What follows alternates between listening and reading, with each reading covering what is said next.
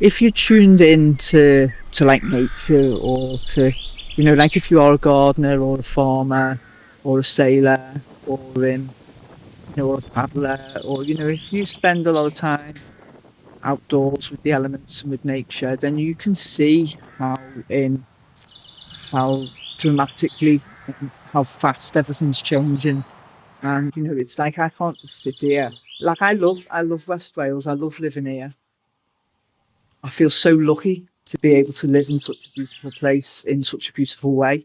But I can't really just sit here and watch like everything fall apart around me and not try and do something about it. I've been in West Wales like 15 years, and I've seen how the mackerel have disappeared. Yeah, I've seen, yeah, how extreme the weather's getting. You know, I've seen a couple of droughts now where it looks like Spain. This time last year, all the verges were brown and everything was dry. And, you know, then it started raining in July and it didn't stop. And it feels like nature's just being pushed beyond its limits.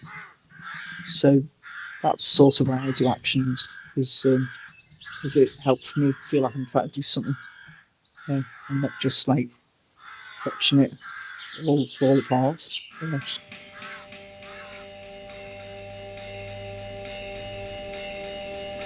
Yeah.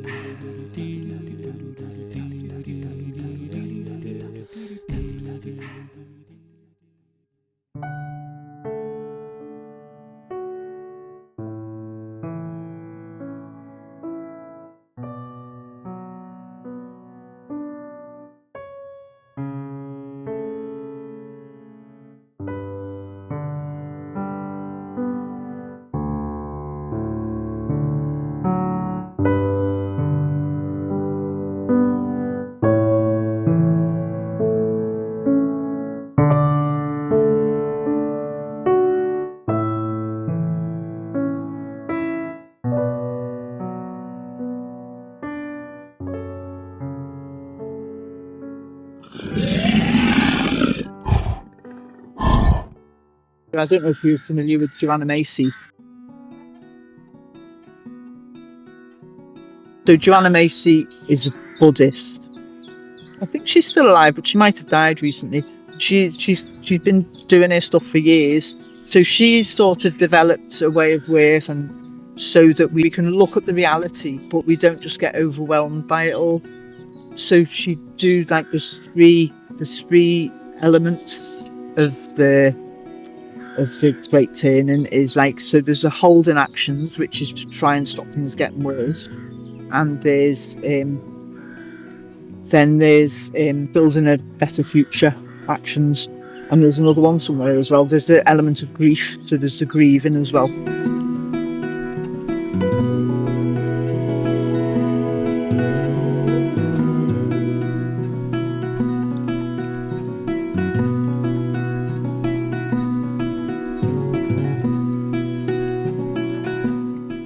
So that's you know, so that we're not just pretending things aren't happening. Because I actually think that's what a lot of people do. Is it's so overwhelming when you look at the way we live in the West, particularly, how everything is interconnectedly destroying our environment and our potential for living, and especially our potential for living well. It's easy to get overwhelmed, but it's important that we don't just ignore it. People have been ignoring it for like 50 years, When I was a kid, I remember them talking about the destruction of the Amazon, and it's like, the chickens are really coming home to roost now. So anything that helps us be able to still function without just going into complete overwhelm, and still be able to functionally try and do something to change the world to be a better place, then that's a good thing.